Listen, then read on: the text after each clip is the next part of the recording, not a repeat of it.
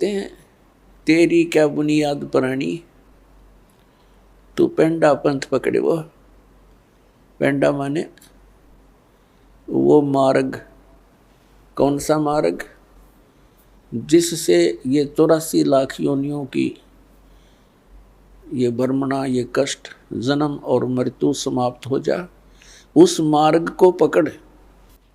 उसके लिए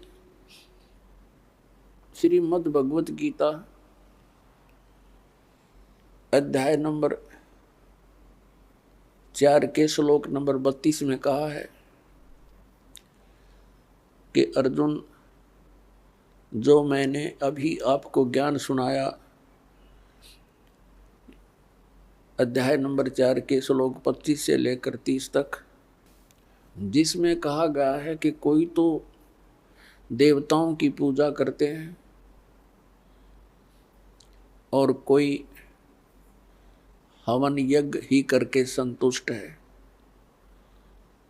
और कोई योग अभ्यास करता है, कोई तीक्ष्ण अहिंसावादी व्रत रखता है, जैसे मुख पर पट्टी बांधकर नंगे पैरों घूमते हैं कि कोई जीव हिंसा ना हो जाए, और कोई स्वाध्याय करते हैं, जैसे कोई गीता जी का पाठ करता है तो कोई वेदों के कुछ श्लोकों का, मंत्रों का डेली स्वाध्याय करता है। तो इस प्रकार की जितनी भी क्रियाएं हैं, जो भी कर रहा है वो अपनी क्रियाओं को सत्य मानकर कर रहा है। यदि उसको पता लग जाए कि ये शास्त्र अनुकूल नहीं है तो त्याग देगा वो तुरंत। इसलिए श्रीमद् भगवत गीता अध्याय नंबर 4 के श्लोक नंबर 32 में कहा कि अर्जुन, इन धार्मिक यज्ञों यानी धार्मिक अनुष्ठानों की जानकारी सच्चिदानंद घनब्रह्म की वाणी में विस्तार के साथ कहा है, और उस परमात्मा ने अपने मुख कमल से आकर बोली है। उस सच्चिदानंद घनब्रह्म की वाणी में यज्ञों की जानकारी, यज्ञ माने धार्मिक अनुष्ठानों की, क्रियाओं की जानकारी विस्तार के साथ कही गई है। वो तत्व ज्ञान है। चौथे अध्याय के 33वें श्लोक में कहा कि अर्जुन, इस द्रव्य में यज्ञ की अपेक्षा ज्ञान यज्ञ श्रेष्ठ है।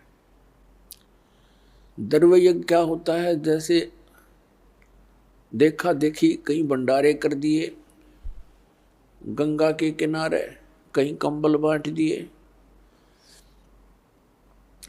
कहीं और क्रियाएं, जैसे कोई धर्मशाला बनवा दी। अब क्या बताया है कि इस द्रव्य यानी धन से, पैसे से होने वाले जो अनुष्ठान हैं, इनकी अपेक्षा ज्ञान यज्ञ श्रेष्ठ है। तो ज्ञान यज्ञ तत्व ज्ञान यानी सत्संग है। सत्संग वो तत्व ज्ञान है जो सब सदग्रंथों के अनुकूल हो, वो तत्व ज्ञान है। और वो ज्ञान परमात्मा ही आकर देता है। ज्ञान, अध्यात्म, यथार्थ ज्ञान परमात्मा स्वयं ही आकर प्रदान करता है। बाकी तो जीव संज्ञा के प्राणी हैं, जीव संज्ञा में हैं, वो अपने अपने अनुभव अटकल लगाते रहें, लेकिन यथार्थ ज्ञान परमात्मा ही बता सकता है। अपने द्वारा रची हुई सृष्टि को स्वयं ही वो ठीक ठीक विस्तार के साथ बताता है। ऐसा वेदों में प्रमाण है। तो वो तत्व ज्ञान है जो सच्चिदानंद घनब्रह्म यानी पूर्ण परमात्मा कबीर देव ने अपनी कबीर वाणी के अंदर जो ज्ञान बताया है, वो तत्व ज्ञान है। गीता ज्ञान दाता चौथे अध्याय के 34वें श्लोक में कहता है कि अर्जुन, उस तत्व ज्ञान को जो सच्चिदानंद घनब्रह्म की वाणी है, यानी उस परमात्मा द्वारा बताया गया वो तत्व ज्ञान है, उसको तू तत्वदर्शी संतों के पास जाकर समझ। उनको दंडवत प्रणाम करने से, कपट छोड़कर उनकी सेवा करने से वो तत्वदर्शी संत तुझे परमात्म तत्व का ज्ञान कराएंगे। इससे ये सिद्ध हुआ कि गीता ज्ञान दाता भी उस तत्व ज्ञान से अपरिचित है। अन्यथा ये कहने की आवश्यकता नहीं थी कि उस ज्ञान को तू तत्वदर्शी संतों के पास जाकर समझ। जब गीता जी के 18 अध्याय बोले तो एक अध्याय और बता देता, जैसे इनको ज्ञान होता था, इसको ज्ञान नहीं। तो पुण्यात्माओं 15वें अध्याय के एक मंत्र में यानी एक श्लोक में गीता जी में उस तत्वदर्शी संत की पहचान बताई है कि उल्टे लटके हुए संसार रूपी वृक्ष को जो संत विस्तार के साथ जानता है, ये उल्टा लटका हुआ एक पीपल का वृक्ष, संसार रूपी पीपल का वृक्ष जानो अर्जुन, ऊपर को जड़ है, नीचे को तीनों गुण रूपी शाखा है। और जो संत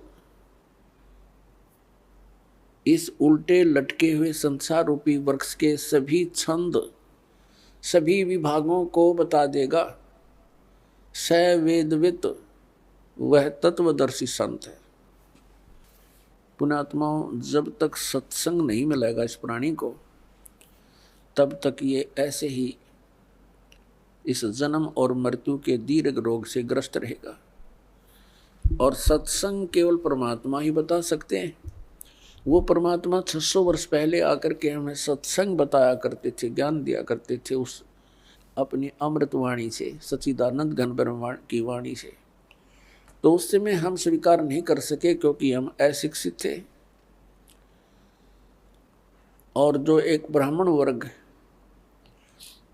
शिक्षा का अधिकारी था, उनकी बुद्धि वहां तक पहुंच नहीं पाई क्योंकि वो काल भगवान से प्रेरित रहे और परमात्मा का विरोध करवा दिया, ये कहकर कि कबीर अशिक्षित है, ये संस्कृत भाषा नहीं जानता है, ये ऊट पटांग बोल रहा है, ये झूठ बोल रहा है। परमात्मा कहा करते थे,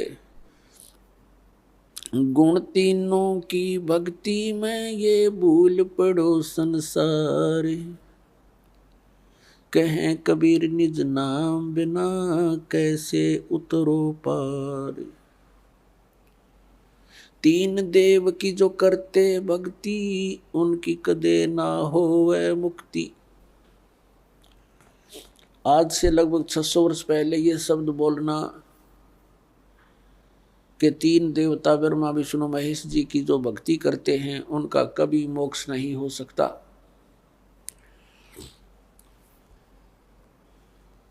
पुण्यात्माओं, 600 वर्ष पहले ये बात कहना अपनी मौत को आमंत्रण देना होता था, अपनी मौत को निमंत्रण था। लेकिन वो तो अविनाशी थे, वो तो परमात्मा थे और उन्होंने उस समय ये शब्द बोले थे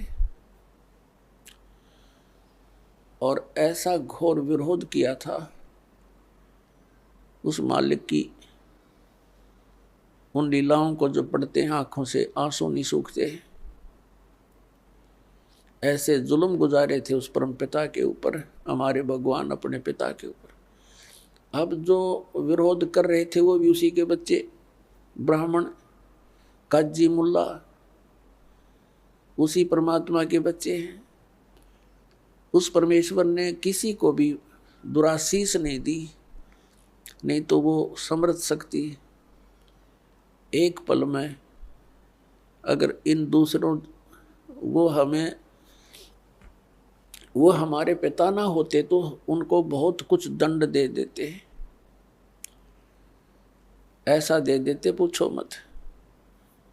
जैसे एक बार गोरखनाथ जी के साथ मजाक कर दिया किसी ने और उसने इतना गुस्सा उठा, वह मंडली थी उसके साथ 400-500 की, उसने एक शब्द उच्चारण कर दिया कि खड़े हैं वो तो पत्थर बन जाएंगे और बैठे हैं वो सिद्ध। खड़े ज़्यादा थे, बैठे थोड़े, तो खड़े जितने खड़े थे वो सब पत्थर की मूर्तियां बन गई। तो ये तो समर्थ हैं, कुछ भी कर सकते थे, लेकिन अपना पिता अपने बच्चों का अहित नहीं कर सकता, चाहे उसको वो कुछ भी कितना दुखी कर ले। इसलिए उस परमेश्वर ने किसी को दुराशीष नहीं दिया, कोई श्राप नहीं दिया, क्योंकि वो समर्थ थे। उनको मालूम है कि ये मेरे ही बच्चे काल की भांग पी के मेरे शत्रु बन गए। उसमें अपनी समर्थता का प्रमाण दिया। इसी सत्य कहने के कारण उस परमात्मा को जेरे कुएं में डाल दिया। एक बहुत पहले 200-200 फुट नीचे गहरा जल होता था कुओं में, और जेरा कुआं वो होता था जो नीचे से उसका पानी खत्म हो जाता था और काफी गहरा हो जाता था। उसमें डाल दिया। ऊपर से झाड़, बोझड़े, कांटेदार छड़े, कंकर, पत्थर, रेत से भर दिया। एक शेख तकी नाम के एक जलील व्यक्ति ने, वो मुसलमान था, मुसलमान राजा दिल्ली का बादशाह सिकंदर लोदी था, और शेख तकी उसका धार्मिक पीर था सिकंदर लोदी राजा का।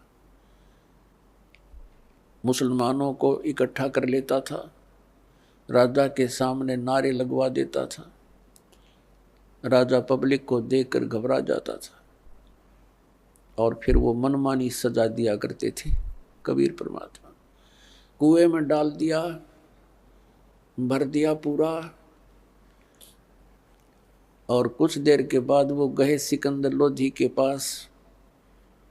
परमात्मा कबीर देव जी राजा के पास उनके महल में एक कमरे में विराजमान मिले, क्योंकि वो समर्थ थे, वो पूर्ण ब्रह्म हैं, वो समर्थ हैं। लेकिन उनकी लीलाओं को देखा जाता है, पढ़ते हैं तब रोंगटे खड़े हो जाते हैं। हमारे पिता हमारे हित के लिए आए थे, हम उनके शत्रु बन गए। तो उस समय हम अशिक्षित थे। अब परमात्मा ने सबसे पहले ये रजा बख्शी, हमें शिक्षित करवाया। पुण्यात्माओं 5500 वर्ष तो कलयुग बीत गया, और उससे पहले जालिए कितना समय 3 युग गए। केवल एक ब्राह्मण वर्ग ही शिक्षा का अधिकारी था और कोई शिक्षा नहीं ग्रहण करता था, क्योंकि यह शिक्षा अच्छी नहीं है, यह बेईमान बनाती है प्राणी को। ये पाप करने से फिर हिचकता नहीं है व्यक्ति। यह शिक्षा गई ब्राह्मण समाज में। इस शिक्षा को इन्होंने रोजी रोटी का धंधा ही बना लिया और पाप के भागी बनने लगे। अब शिक्षा आ गई सब समाज में। कितने चतुर बन गए हम भले ही ऊपर से कितने शिष्ट नजर आते हों, सुंदर कपड़े पहन के बढ़िया कोई ठिकार लेके, अंदर से कति खोखे और खोखले हुए पड़े हम। हमारे विचार वो नहीं रहे जो हमारे दादे और परदादा के हम देखा करते थे। कितनी इंसानियत थी उनके अंदर। अब पुण्यात्माओं, हम जैसे वर्तमान के मानव से भी हमारा पाला पड़ा है, और आज से 55 वर्ष 50 वर्ष पहले जब हम कुछ जानने योग्य हुए, वो समय भी हमने देखा है।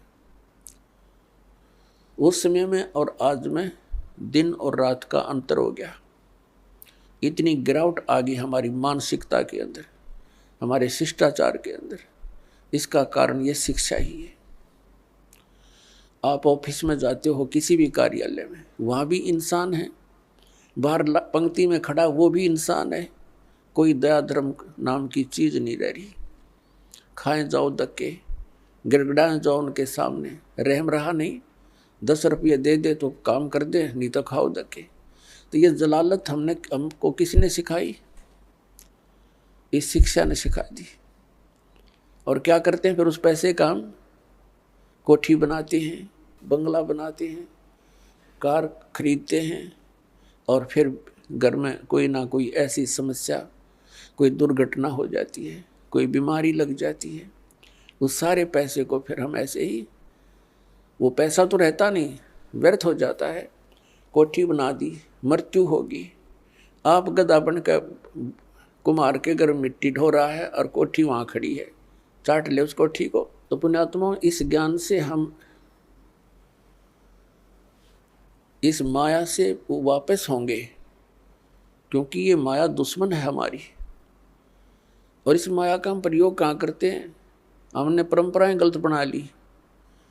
विवाह करते समय पूरा ड्रामा कर बैठते हैं, पता नहीं किस किस प्रकार से हम अपने इन क्रियाओं को जो एक सिंपल वे से करनी चाहिए थी, हम ड्रामा बना रहे हैं। विवाह करते हैं, लड़के वाला खुशी मनाते हैं, लड़की का विवाह होता है, डीजे बजते हैं। अरे ब्याह 2 बच्चों का होना है और परमात्मा ने कर रखा होता है, क्योंकि संयोग भगवान ही जोड़ के भेजता है, जीव नहीं जोड़ सकता, या भूल है इसकी। तो अपने सिंपल से वे से ब्याह करे, बच्चों का नाता ही तो जोड़ना है, वचन से जुड़ता है। ठीक है भी, हमारे आपका बेटा पसंद है, वो कह दे भी हमारे आपकी लड़की पसंद है, दोनों बच्चों का विवाह मंजूर हुआ ना, हो गया ब्याह। और इसमें कितनी देर लग गई थी। अब हमने देखा, समाचार पत्र में पढ़ा, पहले दिन डीजे बजा रहे हैं, लड़के का विवाह था, बहनें भी डांस कर रही हैं, माँ भी डांस कर रही है, गली में खड़े होकर। अरे सब कंजर हो गए हम, इंसानियत भूल गए कति। अगले दिन क्या होता है कि विवाह के लिए जा रही थी बारात, रास्ते में दूल्हे वाली कार टकरा गई एक ट्रेल लेते हैं, दूल्हा मर गया, साथ में और बैठे थे 6-7, वो मर गए। पहले दिन तो खुशी मना रहे थे, अगले दिन टक्कर मार कर रो रहे हैं। तो इस काल के लोक में और हम बकवाद करें, इसलिए कर रहे हैं क्योंकि हमने भांग पी रखी है, नशा हो रहा है हमारे। नशा उतर जाएगा जब ये चीज़ आपने ऐसी दुश्मन दिखाई देंगी, जो ड्रामा हम करते हैं। एक समय नानक साहिब जी के पास भक्त कोई व्यक्ति चले गए और कहा, महाराज जी आप ऐसे रहते हो खोए खोए से, आप कभी खुश नजर नहीं आते, आपका चेहरा ऐसा रहता है जैसे महादुखी प्राणी होया करे, और आप तो महापुरुष हो, आपको काहे की टेंशन है। तब नानक साहिब जी ने कहा, भी ना जाने काल की कर डारे और किस विध ढल जा पासावे, और जिन आते सरते मौत खुड़क दी उन्होंने केड़ा हंसावे। अब ना जाने कब के बिजली गिर जा, 1 सेकंड का भरोसा नहीं, 1 सेकंड का। और हम फिर भी यहाँ फूले नहीं समाते। तो ये हमारी इस अज्ञान का ही कारण है, और इस भांग जो हमने पी रखी है माया की, इसका प्रभाव है। ये सत्संग से, परमात्मा की भक्ति से, ये एंटीबायोटिक है, इस भांग का नशा तार देंगे, उतर जाएगा। ये उतरने के बाद देखना फिर कितना आपका वजन हल्का होगा, आपकी रुचि नहीं रहेगी कितने सांग सिनेमा देखने की। आप ना सोचोगे क्यों से मैं बर्बाद किया, या तो मालिक की चर्चा चलेगी, या सत्संग सुनने दिल करेगा, या फिर अपनी सुबह शाम दोपहर की क्रियाएं, और फिर मंत्र दिन में। इतना बिजी शेड्यूल हो जाएगा आपका, बकवाद करने का समय कौन मिले। और कभी समय मिलेगा तो रुचि नहीं बन सकती, क्योंकि आत्मा स्वीकार करे नहीं, बहुत दिन हो गए इसने ये बकवाद करती ने, इसका कुछ भी हाथ नहीं लगा। तो पुण्यात्माओं, हमने अपने सिर पर आप पर वजन घना रख लिया। सबसे पहले तो हमने इस विवाह के ऊपर खर्चा कति बंद करना पड़ेगा। फिर हम कोठियां बनाते हैं, सिंपल मकान बनाओ, ठीक है। जिसके पास 2 पैसे हैं वो भी अपना हिसाब का ही मकान बनावे, लोग दिखावा नहीं करें। तो उसमें हमें भक्ति में ज़्यादा समय मिलेगा, हमारी टेंशन खत्म होगी। अब जैसे हम त्यौहार मनाते हैं, अब जब तक ज्ञान नहीं था तब तक हम कुछ भी मना लेते, अब ज्ञान हो गया, कति रुचि नहीं बनती। एक व्यक्ति ने नाम लिया और बहुत दुखी परिवार सारा, और उनसे बताया भी ऐसे ऐसे ये नहीं करना, ये त्यौहार वगैरह तुम जो मनाते हो ये नहीं मनाना। कैसे? अब हम क्या करते, एक फॉर्मेलिटी कर रहे हैं। कोई भी त्यौहार आता है, वो फॉर्मेलिटी बना ली कि इतने कपड़े और इतनी मिठाई, इतने सुहाड़ी गुलगुले ये पहुँचाने, वो नून ते लेकर चल पड़े, वो नून ते लेकर चल पड़े, और वो कपड़े नए पड़े रहे, कोई पहनता नहीं। क्या फ़ायदा हुआ? एक बच्चा होता है, 4 बुआ हैं उसके, चारों लाऊंगी जुगले छः, और 6 महीना पाछो बच्चा बड़ा हो जाओ, पैरन जो गिरे कोई ना वो वही की तो फूकने पड़े। क्या फ़ायदा इन बकवादों का? तो इस तरह हमने इन सभी क्रियाओं को इन ज्ञान विचार से समझकर फिर इनसे उल्टा हटना है। और ज्ञान बिना तो हम फिर देख लकीर पीट ही रहे हैं, वो नहीं पीटनी फिर हमने। हम बालक नहीं रहे, क्योंकि ज्ञान हो गया, हमने परमात्मा का नाम मिल गया, यहाँ का पता लग गया क्या स्थिति है। तो इस प्रकार हमने इन क्रियाओं से वापस होना है। फिर नानक साहब जी से पूछा कि हे भगवान, क्या आप कभी भी खुश नहीं होते? तब उन्होंने कहा कि साध मिले साढ़े साधी होंदी, और बिछड़ द्या दिलगिरी वे, अख दे नानक सुनो जहाना, मुश्किल हाल फकीरी वे। साध मिले साढ़े साधी होंदी, भक्तों से हमारा मिलन होता है। मेरे बच्चे जो मेरे शिष्य हैं, ये मेरे पास आ जाते हैं सत्संग के समय, तो हमारे एक विशेष खुशी होती है। हमारे यह शादी है, ये विवाह है हमारा, आत्मा का विवाह परमात्मा से होता है। कहते साध मिले साढ़े साधी होंदी, और विछड़ द्या दिलगिरी वे। जब ये यहाँ से सत्संग सुनकर जाते हैं, तब मुझे फिर उदासी छा जाती है। क्यों छा जाती है? कि ये बच्चे परमात्मा के हंस इस ज्ञान से कुछ परिचित हुए हैं, और अब ये जा रहे हैं उन लोगों के बीच में जो परमात्मा के ज्ञान से अपरिचित हैं। और कहीं ये बच्चे अपना नियम भंग करके और उन लोगों के विचारों को सुनकर अपनी दिशा ना बदल लें, ये नाम से वंचित ना हो जाए। और जब ये वापस आ जाते हैं एज इट इज, तो मुझे खुशी होती है कि मेरी फसल में कीड़ा नहीं लगा। तो कहते हैं साध मिले साढ़े साधी होंदी, और बिछुड़ जा दिलगिरी वे, अख दे नानक सुनो जहाना, या मुश्किल हाल फकीरी वे। ये भक्ति बहुत मुश्किल बना दी इन अज्ञानी संतों और महंतों, आचार्यों और शंकराचार्यों ने। परमात्मा से दूर कर दिया हमारे को, तत्व ज्ञान रहा नहीं, सदग्रंथों का ज्ञान हम तक पहुंचा नहीं। लोक वेद बना करके हमारे को ऐसे दंत कथाएं सुनाती जिनका कहीं कोई सिर पैर नहीं। तो पुण्यात्माओं, अगर आप खुशी मनाओ तो उस दिन की मनाया करो जिस दिन आपने नाम मिला। कबीर साहब कहते हैं, जिस दिन सतगुरु भेंटिया 100 दिन लेख है जान, और बाकी जन्म गंवा दिया बिना गुरु के नाम। जिस दिन आपको उपदेश मिल गया, आपका वो जीवन मनुष्य का उस दिन से जन्म समझ लेना। उससे पहले आपका मनुष्य जीवन नहीं था, लेकिन शरीर बेशक मनुष्य का था। जा दिन सतगुरु भेंटिए 100 दिन लेख है जान, बाकी समय व्यर्थ गया तेरा बिना गुरु के नाम। तो पुण्यात्माओं,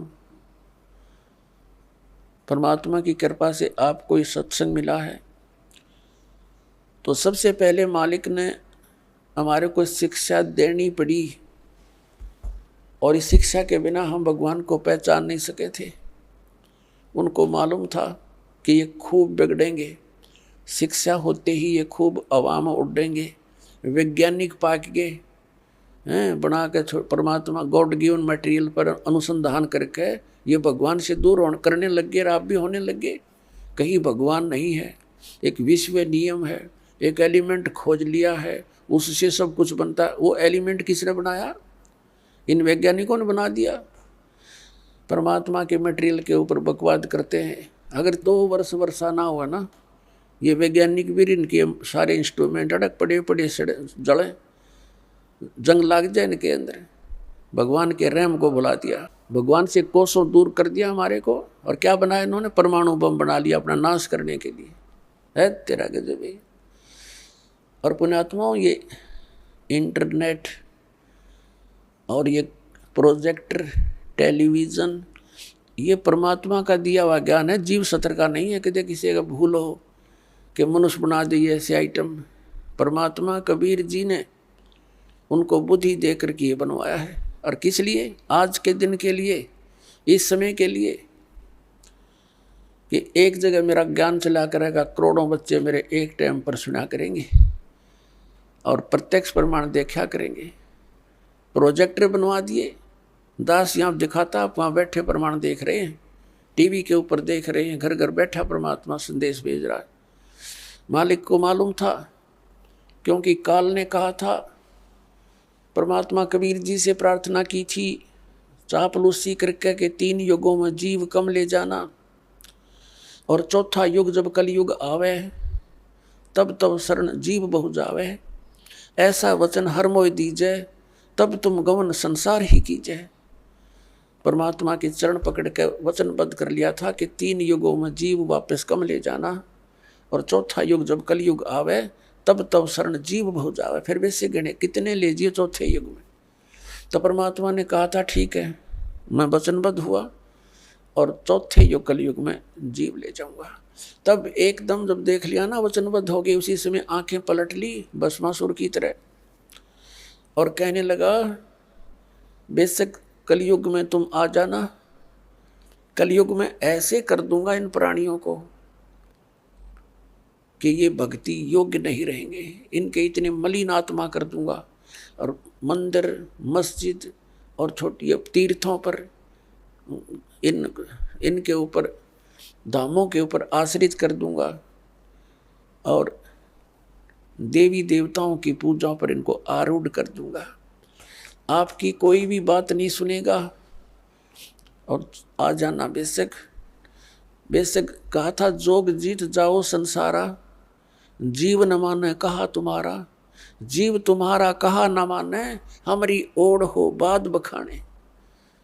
ऐसे उल्टे पाठ पढ़वा दूंगा अपने नकली दूत बेच के, कि तुम्हारे साथ तुम्हारे ही बच्चे वाद विवाद क्या करेंगे मेरी ओर, मेरा पक्ष में हो करके, जैसे परमात्मा 600 वर्ष पहले आए थे। उस समय वो क्यों आए थे? इसलिए आए थे कि इस कलयुग में वो मेरे बच्चे मुझे पहचान लेंगे। वो लीला करके चले गए जो भगवान किया करता है। अब उस भगवान के पहचानने में हमें बहुत आसानी हो गई है। यदि 600 वर्ष पहले परमात्मा ना आते तो हम कैसे पहचानते परमात्मा कौन है? भगवान जो लीला किया करते हैं वो प्रत्येक युग में ऐसी ही करते हैं, और उन लीलाओं का प्रमाण हमारे सदग्रंथों में मिलता है। पवित्र 4 वेदों में परमेश्वर की वो महिमा का गुणगान है जो भगवान किया करता है। तो वो लीलाएं किसने की? वो 600 वर्ष पहले बनारस में, काशी शहर में, भारतवर्ष के इस पावन धरती पर आए थे, दुल्हा रूप में, धानक रूप में रहे थे 120 वर्ष। वो कबीर परमात्मा, उन्होंने वो लीलाएं की हैं जो वेदों में प्रमाण है जिनका। तो who is God? Kabir is God. परमात्मा कौन है? कबीर साहब परमात्मा है। और परमेश्वर ने 600 वर्ष पहले कहा था, वेद मेरा भेद है, मैं ना वेदन के माही, और जौन वेद से मैं मिलूं ये वेद जानते नहीं। परमात्मा ने कहा था कि ये 4 वेद मेरा ही भेद यानी मेरी महिमा का गुणगान ही कर रहे हैं, लेकिन इन 4 वेदों में वर्णित विधि से मेरी प्राप्ति नहीं हो सकती, सतलोक प्राप्ति नहीं हो सकती, अमरलोक प्राप्ति नहीं हो सकती। इनमें पूजा की विधि नहीं है वो जो सतलोक जा सके हम। तो उसकी पूर्ति करने के लिए परमात्मा स्वयं आते हैं प्रत्येक युग में, और अपने मुख कमल से वाणी बोलते हैं। 4 युग में संत पुकारे, कूक कहा हम हेल रे, हीरे माणिक मोती बरसे ये जग चुगता ढेल रे। कबीर परमात्मा कहते हैं चारों युग में मेरे संत पुकारे, जिनको परमात्मा मिले सतलोक लेकर गए, उनको फिर वापस पृथ्वी पर अपने गवाह बना कर छोड़ा। तो उन्होंने आंखों देखा भगवान का, वो वर्णन किया, उनकी महिमा को बताया। उसके विषय में परमात्मा कहते हैं चारों युग में संत पुकारे, कूक कहा हम हेल रे। हीरे माणिक मोती बरसे ये जग चुगता ढेल रे। चारों युग में मेरे संतों ने यही गुणगान किए, आंखों देखा मेरे को। और मैंने भी आकर के ऊंचे ऊंचे स्वर में कहीं भी खड़े हो गए, मदारी की तरह एक तारा हाथ में लेके अपनी पवित्र वाणी से, अमृत वाणी से वहाँ वर्षा करने लगे अपने ज्ञान की। और यही तरीके थे, सैकड़ों व्यक्ति इकट्ठे हो जाते थे, परमात्मा की उस अमृत वाणी को सुनकर गदगद हो जाते थे। परमात्मा के मुख से बोली हुई वाणी भी जितने भी वहाँ उपस्थित लोग सुना करते थे, उनके बहुत से पापों का वो नाश हो जाता था। यानी वो अपने बच्चों को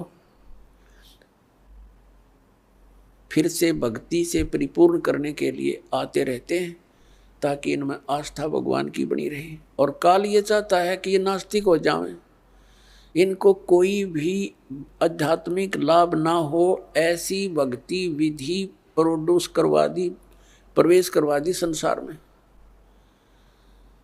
और परमात्मा से मिलने वाले लाभ समाप्त हो जाने के कारण हम नास्तिकता की तरफ चल पड़े, विकारों की तरफ चल पड़े, ये बुराई करने लग गए, रिश्वत लेने लग गए, क्योंकि हम अपने फिर सूझबूझ से धनवान बनने की कुचेष्टा करने लगे। और जिसका परिणाम ये निकला, हम नास्तिक होते जा रहे हैं और दूने दुखी हो गए।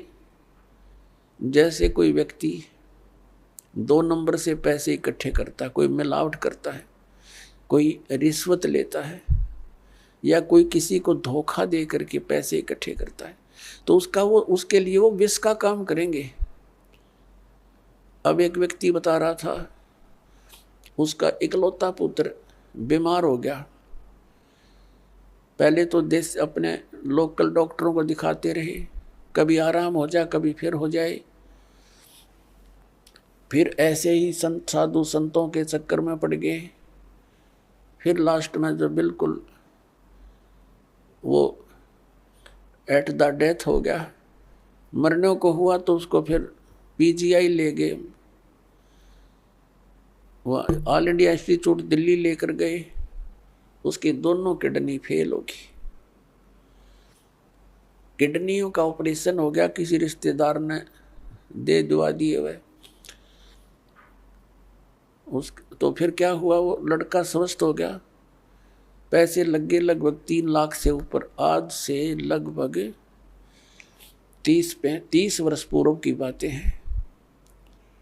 उस समय 3 लाख की बहुत की, आज के तो 30 लाख और उस समय के 3 लाख, इतना वो था, अंतर है अब की। उस समय जो पैसे की वैल्यू थी। तो उसने क्या बताया कि मेरा लड़का स्वस्थ हो गया और पैसा इतना लग गया कि कर्जा हो गया। शादी विवाह की तैयारी कर रखी थी, विवाह से कुछ समय पहले ही दुर्घटना यानी बस एक्सीडेंट में मृत्यु होगी। अब वो इस सत्संग को सुनकर आंखों से आंसू निसूख रहे थे उस व्यक्ति के, और अपने आप को कोस रहा था कि मुझे तो थोड़ी सजा मिली भगवान, मैं इतना नीच व्यक्ति था। अपने बच्चे को सुखी करने के लिए, इसको कार और कोठियों में देखने के लिए मैंने इतनी ऐसी गलतियां की कि अब मेरा कलेजा फटकर आता है। 2 लाख रुपए कमाए होंगे 5-10 वर्ष में, 2 नंबर का काम करके। 2 नंबर का काम क्या था कि उस समय ये कैसेट, ये टेप चल रहे थे, टेप रिकॉर्डर से चले थे, और उनकी जो रिफल होती थी वो कैसेट वो कहता मुझे 2 रुपए में पड़ा करती, सारी थोक का बाला करता तोल के भाव से, और वहाँ बना बना कर नकली और ओरिजिनल कवर के अंदर भर देता था। मुझे 2 रुपए में पड़ा करती वह सारी, और मैं 32 रुपए बेचा करता। और वो जाते हैं टूट जाती, मेरे पास आते मैं फेंक देता, मैं क्या करूं। और आज मुझे वह सदा सही मिल गई। तो पुण्यात्मा, अब उसको बताया गया, सत्संग में बताया जाता है कि जो पैसा आपने 2 नंबर से कमाया वो पैसा तो रहा नहीं, आपके पास क्या रहा, वो पाप रह गए जो आपना भी भोगने शेष है, और पैसा चला गया। तो पुण्यात्मा, जब आप ज्ञान होगा आपको, ये कोई बालकों की बताई हुई बातें नहीं है, ये गॉड गिवन परमात्मा का दिया हुआ विधान है, उनका बताया हुआ ज्ञान है। ये कोई डूम बाट के गीत नहीं, किसी ने स्वार्थवश गा रखे होंगे। परमार्थी परमात्मा ने, सतपुरुष कबीर साहब ने आकर ये विधान बताया है कि बच्चों तुम विष खाना छोड़ दो, यदि यहाँ भी सुखी रहना चाहते हो जब तक तुम्हारा जीवन शेष है। और अनजान बच्चे ही गलतियाँ क्या किया करते हैं, जब समझदार हो जाएगा ना फिर इसका हाथ नहीं लगा सकते। जैसे छोटा सा बच्चा सर्प को भी पकड़ लेता है और उसको डस देता है, वो मर जाता है, उसको ज्ञान नहीं कि कितना भयंकर जानवर है। और जब वो बड़ा हो जाता है, उसको उस जानवर के बारे में जानकारी हो जाती है कि ये तो बड़ा खूंखार है, इसके निकट भी नहीं जाना चाहिए, तो फिर वो दूर से ही सर्प को देखकर भाग लेगा दूर, औरों को भी कहेगा इधर मत जाना, सर्प है सर्प है। और पहले वो चलते घिसरते घिसरते उसको पकड़ लेता है, क्योंकि उसको पता नहीं, ज्ञान नहीं, ज्ञान बिना डर नहीं होता। तो तत्व ज्ञान से आपको डर बनेगा। फिर उसके बारे में बताया है कि जैसे किरका जहर का रंग होरी हो, कहो कौन तिस खावे राम रंग होरी हो। जैसे विष का यानी जहर का एक कण भी पड़ा हो कहीं पर, और ये पता लग जाए ये कण विष का है, कहते उस कण ने भी कौन खावे, किरका छोटा सा कण। और अब ई वहाँ बोतल की बोतल पीवा जहर की, यानी कुछ भी ठा जा कोई आंट रही ना। बताओ किसी क्षेत्र में देख ले हाहाकार मची हुई है, किसी भी फील्ड में जाके देख लो, इंसान को संतुष्टि संतोष रहा नहीं। तो यहाँ फिर पता लगेगा कि जैसे किरका जहर का रंग हो रही हो, कहो कौन तिस खावे राम रंग हो रही हो। यानी हम धन इकट्ठा करते हैं खुशी मनाने के लिए, तो परमात्मा कहते हैं खुशी तो आपको परमात्मा के रंग में रंगे जाओगे ना, तब ये खुशी होगी, होली होगी, आपकी असली होली फिर होगी, और रोज होगी आपका होली फिर हुआ। इस प्रकार ये ज्ञान होने से पुण्यात्मा हम बहुत से पापों से वैसे ही बच जाएंगे और फिर परमात्मा पाएंगे। तो पुण्यात्माओं प्रसंग चल रहा है कि परमात्मा की भक्ति ना करने से मानव कितना दुखी हो रहा है। श्रीमद् भगवद गीता अध्याय नंबर 4 के श्लोक नंबर 32 में कहा है कि वो सच्चिदानंद घन ब्रह्म ने अपने मुख कमल से जो ज्ञान दिया है वो तत्व ज्ञान है। वो तत्व ज्ञान है जिससे आपका मोक्ष होगा,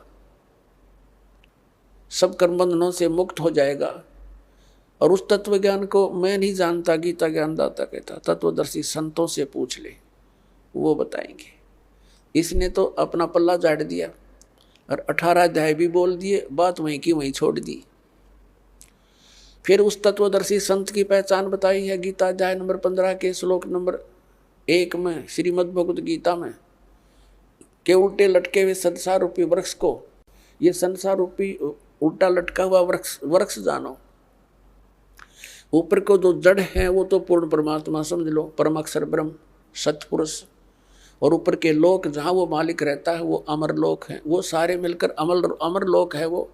लेकिन उसके 4 डिवीजन हैं, एक सतलोक है, दूसरा अलख लोक है, फिर अगम लोक है, और चौथा फिर अकह लोक अनामी लोक है। वो सारा अमर अक्षेत्र है, वो शाश्वत स्थान है। और उससे कहते नीचे ऊपर को जड़, नीचे को तीनों गुण रूपी शाखा, रजगुण ब्रह्मा, सतगुण विष्णु, तमगुण शिवजी रूपी शाखा है। अब गीता ज्ञान दाता ने तो सिर्फ इतना बताया है, ऊपर ने तो जड़ है उसकी और नीचे ने तीनों गुण रूपी शाखा है, बाकी सब छोड़ दिया। फिर बताया कि जो इस संसार रूपी वृक्ष के सभी विभाग बतावेगा, सवेदविद, वो तत्वदर्शी संत है। पुणात्मा 600 वर्ष पहले परमेश्वर आए थे ये तत्व ज्ञान बताने के लिए, और उस समय उन्होंने क्या बताया था? अक्षर पुरुष एक पेड़ है, सरपुरुष वा की डार, और तीनों देवा शाखा हैं ये पात रूप संसार। अपने द्वारा रची हुई सृष्टि को रचनहार ही बता सकता है। और परमात्मा ने ये भी कहा था, गुण तीनों की भक्ति में ये भूल पड़ो संसार, कहें कबीर निज नाम बिना कैसे उतरो पार। तीन देव की जो करते भक्ति, उनकी कबू ना होवे मुक्ति। अब वो क्या करते सच्चाई, और हम न लागी कड़वी, हम अपने पिता के दुश्मन हो गए, उनसे विमुख हो गए, और जिसके कारण हम आज तक धक्के यहीं खा रहे हैं। तो पुण्यात्माओं, जिस ज्ञान को न तो गीता ज्ञान दाता जानता, और वो ज्ञान परमात्मा ने 600 वर्ष पहले कबीर जी ने बोलकर अपनी अमृतवाणी में लिखवा रखा है, जिसको ये अशिक्षित बतावे थे। तो पुण्यात्माओं, ये भी एक विशेष रजादाता की, क्योंकि वो तो परमात्मा है, और परमात्मा का कोई भी जो क्रिया है, कोई भी कार्य है, उसमें कोई त्रुटि नहीं हो सकती। यदि उस समय वो दाता ब्राह्मण वर्ग में आ जाते और थोड़ी बहुत कोई संस्कृत भी सीख लेते और ज्ञान यही बता देते, तो हम ये नहीं मान सकें तो ये भगवान थे। हमने तो सोचा इनका समझ में आ गई होगी और ब्राह्मणा का ही ना होगी, ये भगवान नहीं है। अब क्लियर हो गया, जो अशिक्षित अक्षर ज्ञान जानता नहीं और वो ज्ञान बता रहा है जो वेदों और हमारे पुराणों में लिखा हुआ है। और हमारे धर्म गुरु आचार्य शंकराचार्य ब्राह्मण ऋषि महर्षि संत और महंत, इनको कख नहीं पता उन पुराणों और वेदों और गीता का। तो who is God? Kabir is God.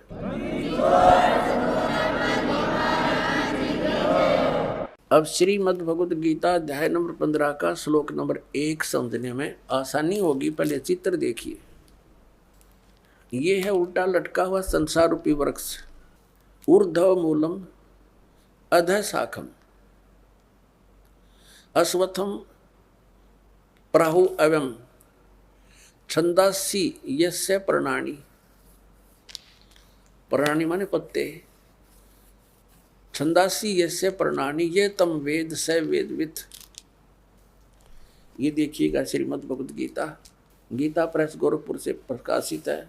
Jaydayal Govind का इसके अनुवादक है। अध्याय नंबर 15 का ये पंचदशो अध्याय 15वां अध्याय है और प्रथम मंत्र है ऊर्ध्व मूलम। ये प्रथम मंत्र है।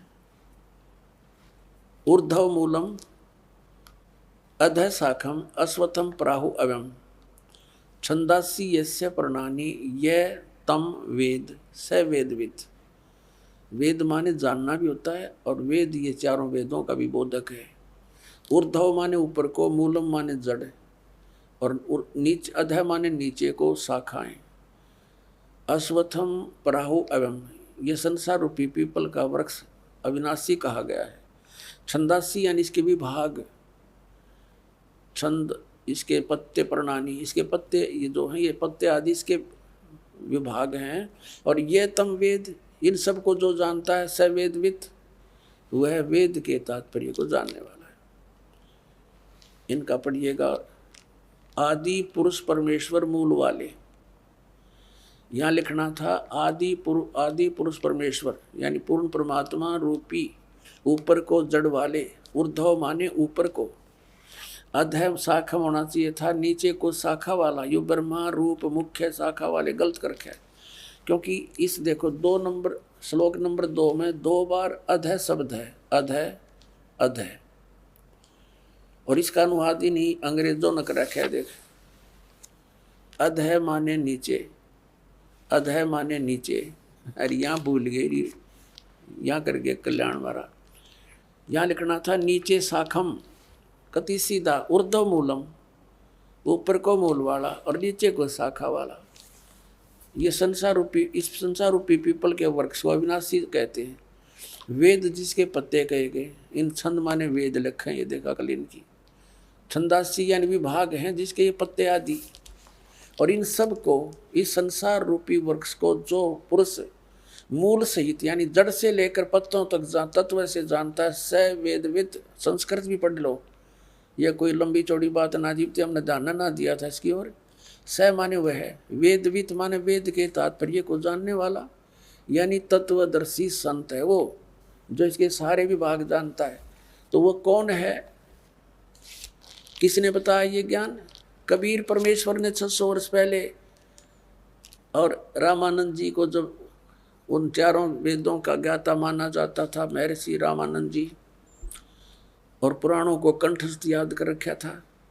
बाल ब्रह्मचारी और 104 वर्ष का हो गया था डले ढोते ने, जब परमात्मा में लेते और सतलोक दिखाकर वापस छोड़ा था अपनी सतीथि से परिचित करा कर। जब कहा था, तुम साहेब तुम संत हो, तुम सतगुरु तुम हंस, गरीब दास तेरे रूप बिना और न दूजा अंश। तुम साहेब तुम संत हो, तुम ही साहेब माने परमात्मा हो, और तुम ही वास्तव में जो आपके अंदर गुण है एक संत, तुम ही वो संत हो, और तुम ही सतगुरु हो। सतगुरु माने सच्चा ज्ञान देने वाले। तो अब देखिएगा, ये उल्टा लटका हुआ संसार रूपी वृक्ष है। परमात्मा ने बताया था, अक्सर पुरुष एक पेड़ है जो जमीन से बाहर दिखाई देता है, वो पोर्शन उसको वृक्ष बताते कहा जाता है। ये समझ लो एक वृक्ष है, और ये तना ये अक्षर पुरुष है, इसको परब्रह्म भी बोलते हैं। इतना पोर्शन समझो इस संसार रूपी वृक्ष का। और इससे एक मोटी डार निकली है, वो सरपुरुष है। ये अक्षर पुरुष, ये सरपुरुष, ये सरपुरुष, ये इतना है। इसके फिर 3 शाखा होगी। ये तीनों देवा शाखा हैं भाई, पाते रूप संसार। अक्षर पुरुष एक पेड़ है, निरंजन वा की डारे। सरपुरुष को निरंजन भी कहते हैं, ज्योति निरंजन काल। सरब्रह्म भी कहते हैं इसको, सरपुरुष भी इसी का, काल ब्रह्म भी। ये तो डार है। और तीनों देवा शाखा हैं भाई, पाते रूप संसार। ये अमृतवाणी परमात्मा की। कबीर अक्षर पुरुष एक पेड़ है, निरंजन कहो, सरपुरुष कहो, वा की डार, और तीनों देवा शाखा हैं, ये पात रूप संसार। अपने आत्माओं